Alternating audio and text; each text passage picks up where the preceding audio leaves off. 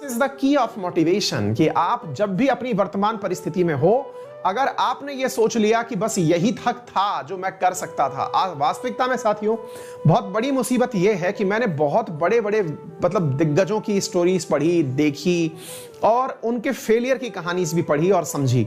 सबसे बड़ी जो चीज निकल करके आई, दिग्गज हो या विद्यार्थी हो, विद्यार्थी के जीवन में भी ऐसा होता है और मैं आपको बताऊंगा और मैंने आपके बीच में से ही उदाहरण भी मैं इसके लिए शेयर करूंगा।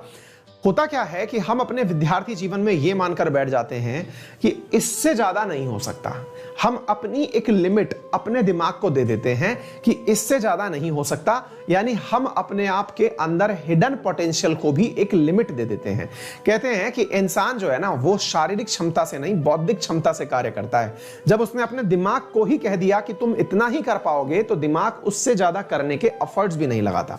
छोटा सा उदाहरण देके समझाता हूं, फिर आप अपने जीवन पर इसे अप्लाई करके देखिएगा। आप में से कई ऐसे विद्यार्थी होंगे मेरी क्लास में से, और अक्सर मैं इस प्रकार के पोल कराता रहा हूं जब हम स्पेशल क्लास पढ़ रहे होते हैं।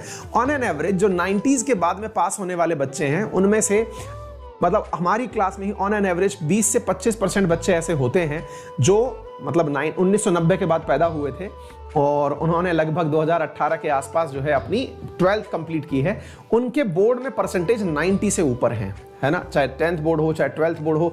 अब तो खैर मुफ्त में ही पास हो जाएंगे, लेकिन आप में से कई विद्यार्थी ऐसे हैं जो बोर्ड में बहुत अच्छे परफॉर्मर होते हैं और बोर्ड की परफॉर्मेंस को ही याद रखते हुए वो कभी आगे के एग्जाम्स में सफल नहीं हो पाते। मैं ये नहीं कह रहा सभी विद्यार्थी फेल हो जाते हैं, लेकिन ऐसे बहुत से एग्जाम्पल्स हैं आपकी नजर में और इवन आप भी शायद इससे वास्ता रखते हो कि आपके 10th में या 8th में या 12th में बहुत ही मतलब सिग्निफिकेंट मार्क्स थे जिनका क्रेडिट आपको अब तक भारी पड़ रहा है। आपको लगता है कि हमने एक बार झंडा गाड़ा था और उसके बाद हालत ये हुई कि आपने फिर कोई कंपटीशन दिया, आप कंपटीशन नहीं निकाल पाए और ये आपके अंदर ही अंदर आपको खाने लगा। इसके पीछे रीजन पता है क्या है?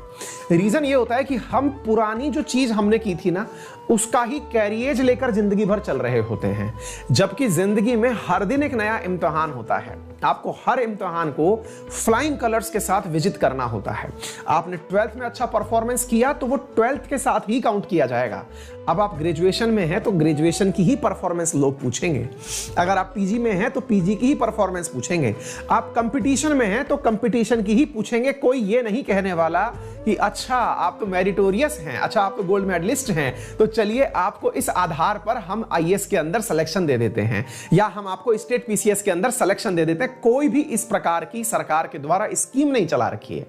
जो एग्जाम्स हैं उनमें सब बराबर हैं और हम लोग अपनी लिमिट क्या बना लेते हैं कि हमारा तो पिछला ही नॉलेज पर्याप्त था, नया कुछ ऐड करने की जरूरत नहीं है।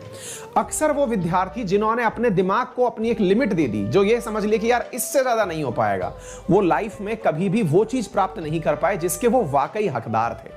तो आप सबसे और विद्यार्थियों से एक छोटी सी गुजारिश है, और हमारे सबके दिमाग में कोई ना कोई बैरियर जरूर लगा हुआ है, एक ऐसा बैरियर जिसको हमने अपने लिए बना रखा है, यार इससे ज्यादा नहीं हो पाएगा।